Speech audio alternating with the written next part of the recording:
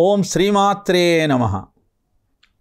ETV live ఆధ్యాత్మిక channel ప్రేక్షకులకు స్వాగతం. గుకారో సిద్ధసంజ్ఞ స్యాత్, రేహ పాపస్య దాహకః, ఉకారో విష్ణురవ్యక్తః, త్రితయాత్మ గురుర్భవేత్ అంటాడు గురుగీతలో. గుకారము సిద్ధపురుషునికి సంకేతము. రేఫ ఆ గురువు యొక్క కటాక్షం కారణంగా దహింపబడేటువంటి పాపాన్ని తెలియజేస్తుంది. ఇక ఉకారము అవ్యక్త రూపంగా ఉన్న విష్ణు స్వరూపము. గురు అన్న శబ్దము సిద్ధపురుషుడు తన మాహాత్మ్యము ద్వారా విష్ణు స్వరూపంగా నీ పాపాన్ని దహించేటువంటి మహిమాన్వత మూర్తి అతని గురువు. గణేశేనాగ్నినా యుక్తో విష్ణువాచ సమన్వితః, వర్ణద్వయాత్మకో మంత్రః చతుర్ముక్తి ప్రదాయకః. గకారము గణేశుణ్ణి, రకారము అగ్నిని, ఉకారము విష్ణువును తెలియజేస్తూ గురు శబ్దము ఈ ముగ్గురి సమన్వయము. అంటే సాధన ప్రారంభించినప్పుడు వచ్చేటువంటి విఘ్నాలన్నింటినీ తొలగించేటువంటి గణేశ్వర స్వరూపంగా గురువు నీకు మార్గదర్శకం చేస్తూ నీలో ఆ జ్ఞాన జ్యోతిని రగిల్చి అంతటా ఉన్నటువంటిది ఒకే ఆత్మతత్వం అన్నటువంటి విష్ణు జ్ఞానాన్ని నీకు కలిగించేవాడే గురువు. అలాంటి గురుతత్వానికి నిలువెత్తు నిదర్శనం వేదవ్యాసుడు. అందుకే అద్భుతమైన వాంగ్మయాన్ని ప్రపంచానికి అందించాడు. ఆ వాంగ్మయాలలో తానే అవసరమైన పాత్రను ధరిస్తూ అశేష ప్రజానీకానికి మార్గదర్శకం చేశాడు. దేవీ భాగవతంలో తన పుత్రుడి యొక్క ఆలోచనను సంస్కరించేటువంటి తండ్రిగా, గురువుగా పాత్రను నిర్వహిస్తే భాగవత రచన చేసేటప్పుడు అశాంతితో మగ్గిపోతూ పుత్రుని వెంట శోకంతో నడుస్తూ అద్భుతమైనటువంటి పాత్రను పోషించాడు. భాగవత రచనను ప్రారంభిస్తూ వేదవ్యాసుడు జన్మాద్యస్య యతోన్యయాదితరతశ్చార్థే స్వభిఘ్నస్వరాట్ తేజో బ్రహ్మ హృదయ ఆదికమయే ముహ్యంతి యసూరయః తేజో వారి మృదాం యథా వినిమయో యత్ర త్రిసర్గో మృషా ధామ్నా స్వేన సదా నిరస్తకుహకం సత్యం పరం ధీమహి అని తెలియజేశాడు. అంటే ఈ చరాచర సృష్టికి మూలం ఆ పరమాత్మ. ఆయన మాయ కారణంగా అగ్ని జలంగా, జలం స్థలంగా దర్శనమిస్తూ ఉంది. ఆయన మాయకు గురి అయినటువంటి మహామునులు కూడా మోహంలో పడి సత్యాన్ని గుర్తించలేకపోతూ ఉన్నారు.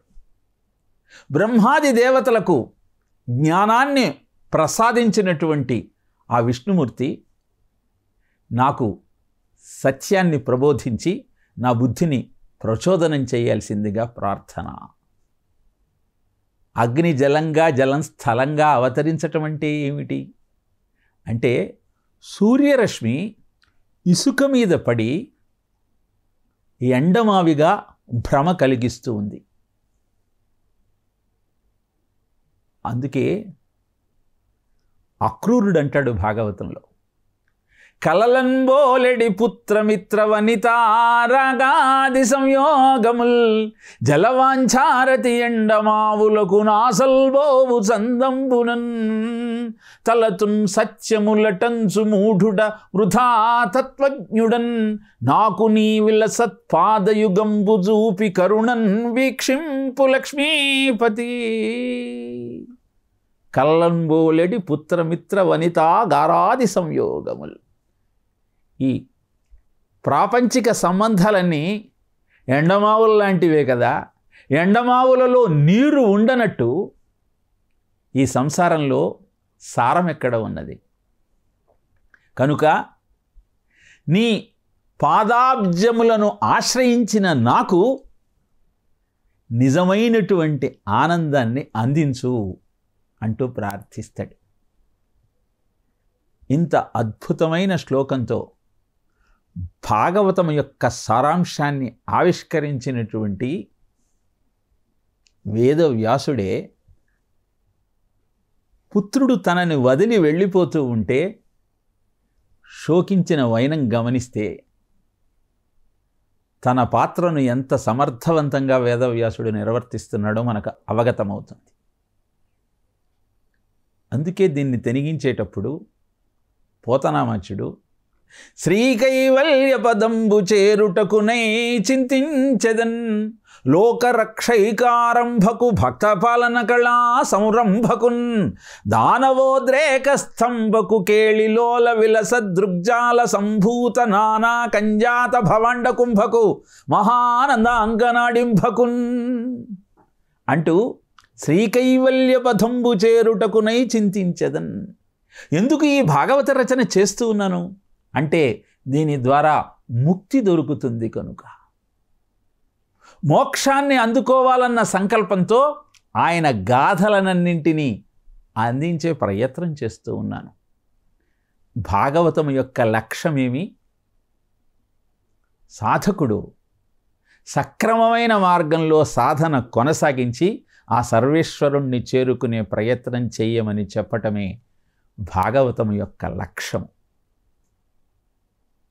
దాన్ని అద్భుతంగా 18,000 శ్లోకాలలో 12 స్కంధాలతో 5,72,000 అక్షరాలతో మనకు అందించిన మహానుభావుడు వేదవ్యాసుడు. ఈ మహాభాగవతాన్ని శ్రీమన్నారాయణుడు బ్రహ్మదేవుడికి చెప్పాడు. బ్రహ్మదేవుడు నారదుడికి చెప్పాడు. నారదుడు వేదవ్యాసుడికి చెప్పాడు. వేదవ్యాసుడు సూతుడికి శుకుడికి చెబితే సూతుడు నైమిషారణ్యంలో సత్రయాగం చేస్తున్నటువంటి శౌనకాది మహామునులకు వివరించాడు. శుకుడు 7 రోజులలో మృత్యువు ఆసన్నం కాబోతోంది, నాకు ముక్తి కావాలి అని ఎదురు చూస్తున్నటువంటి పరీక్షిత్తుకు వివరించాడు. శ్రీమన్నారాయణుడు బ్రహ్మదేవుడికి, బ్రహ్మదేవుడు నారదుడికి, నారదుడు వేదవ్యాసుడికి 4 శ్లోకాలుగా ఈ భాగవతాన్ని వివరిస్తే వేదవ్యాసుడు మాత్రం సామాన్య మానవుడికి కూడా ఈ భాగవత సారాంశం అర్థం కావాలన్న ఉద్దేశంతో విపులంగా 18,000 శ్లోకాలతో 12 స్కంధాలుగా దీన్ని ఆవిష్కరించాడు. భాగవతము తెలిసి పలుకుట చిత్రంబు శూలికైన తమ్మిచూలికైన విభుద జనుల చెంత విన్నంత కన్నంత తెలియవచ్చినంత తేటపరతు అంటాడు పోతనామాచ్యుడు. భాగవతాన్ని అర్థం చేసుకొని చెప్పటం శివుడికి బ్రహ్మదేవుడికి కూడా తరం కాదు. ఈ కార్యక్రమాన్ని నేను సమర్థవంతంగా ఎలా చేయగలుగుతాను? నాకు తెలిసింది, నేను విన్నది మీకు వివరించే ప్రయత్నం చేస్తాను. పలికెడిది భాగవతమట, పలికించెడు వాడు రామభద్రుండట, నే పలికిన భవహరమగునట, పలికెద వేళొండుగాథ పలుకగనీలా అని భాగవతాన్ని నాతో రాయిస్తున్నటువంటి పరమాత్మ రామచంద్రమూర్తి. పలికెడిది భాగవతము అట పలికెడువాడు రామభద్రుండో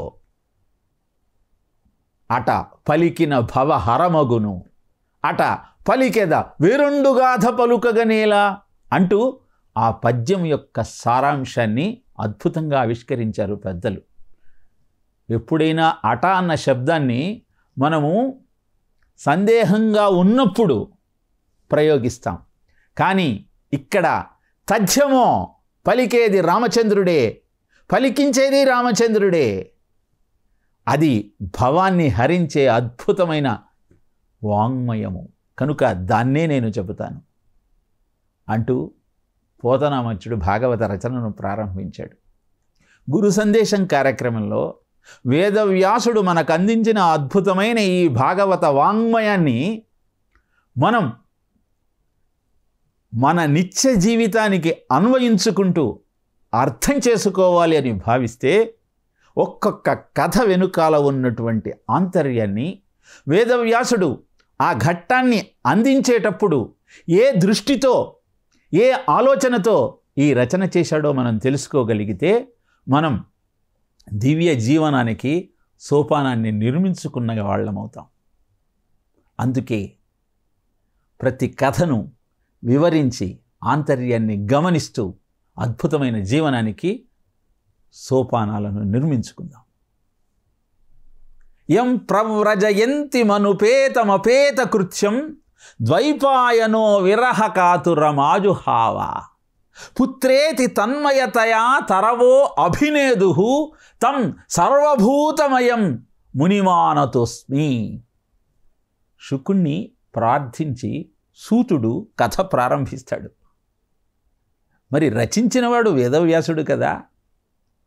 మొదట శుకుణ్ణి స్మరించి నారాయణం నమస్కృత్య నరం చైవ నరోత్తమం దేవీం సరస్వతీం వ్యాసం తతో జయమురుదీరయేత్ అని తరువాత ఎందుకని కీర్తించాడు అంటే శుకుడు పుడుతూనే బ్రహ్మజ్ఞాని. అందుకే నేను నివృత్తి మార్గంలో ప్రయాణం చేస్తాను అని చెప్పి వెళ్ళిపోతూ ఉంటే సముడై ఎవ్వడు ముక్త కర్మచయుడై సన్యాసి ఒంటిబోవా మహాప్రీతిన్ ఓహో కుమారయంచు వ్యాసుండు జీరంగా వృక్షముల్ ప్రతిధ్వనులు చేస చక్కంగా మున్నట్టి సర్వభూతమయున్ బాదరాయణి తపోధన్యాగ్రణిన్ ధీమణిన్ అంటూ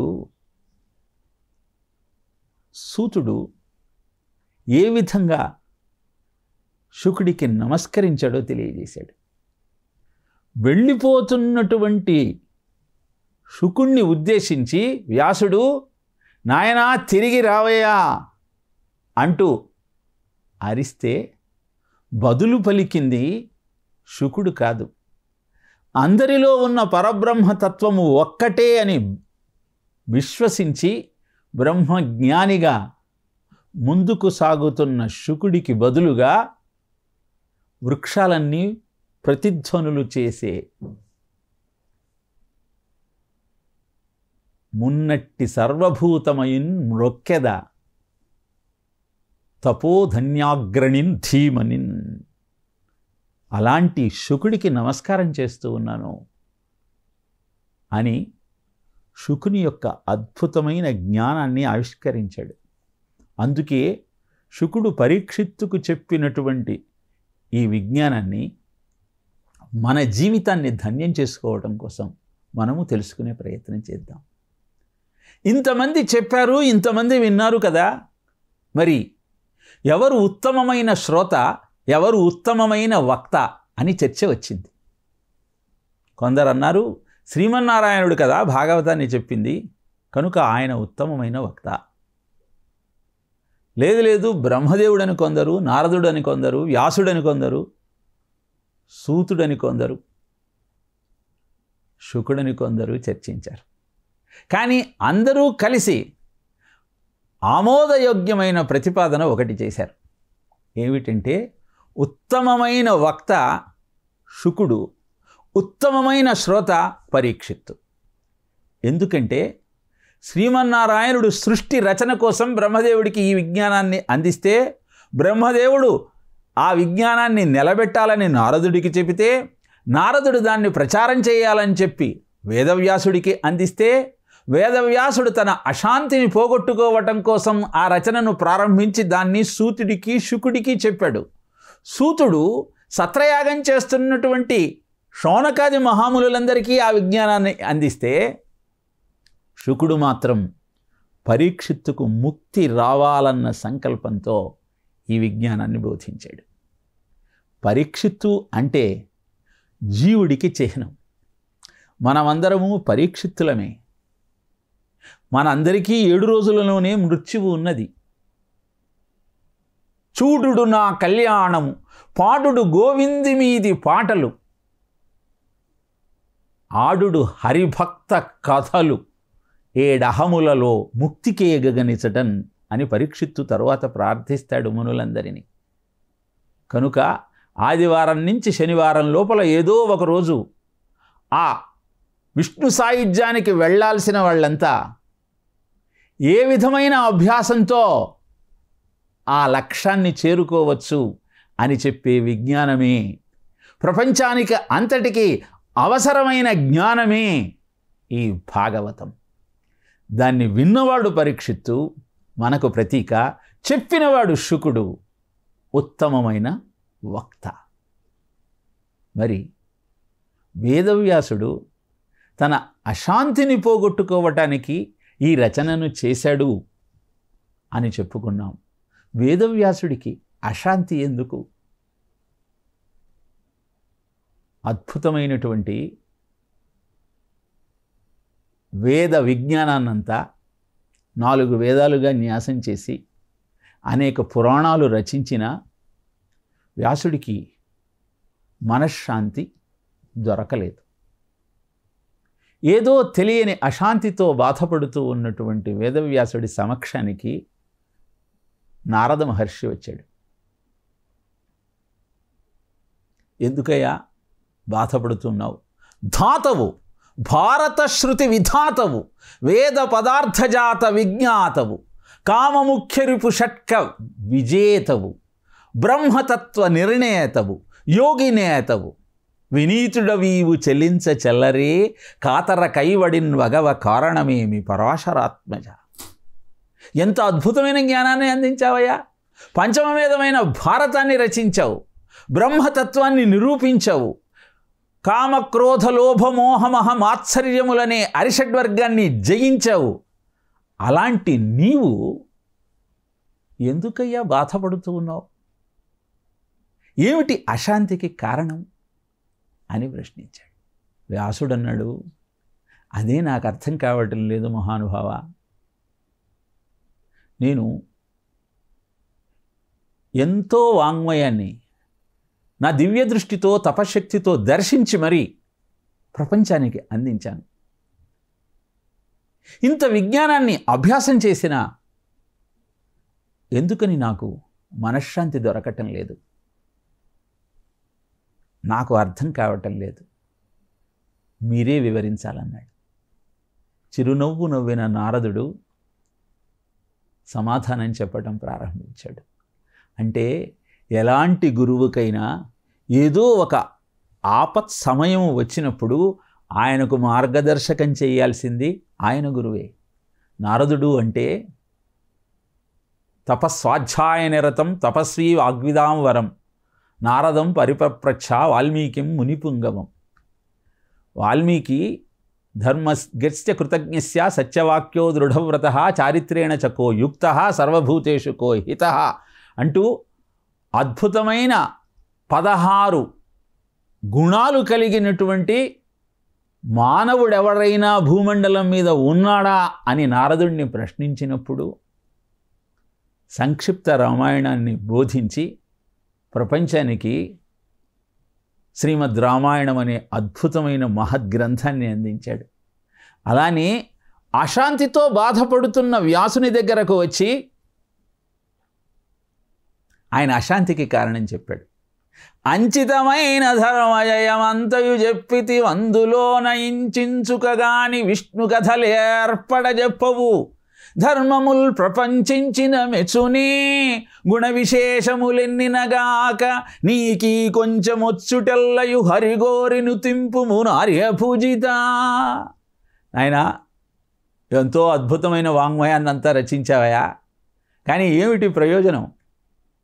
ఎంతసేపు అన్నదమ్ముల మధ్య జరిగినటువంటి యుద్ధాన్ని వివరిస్తూ రాజధర్మాలను, మోక్షధర్మాలను, స్త్రీ ధర్మాలను వివరించావు తప్పితే అక్కడక్కడ కొంచెం విష్ణువు గురించి తెలియజెప్పావు తప్పితే ఎక్కడైనా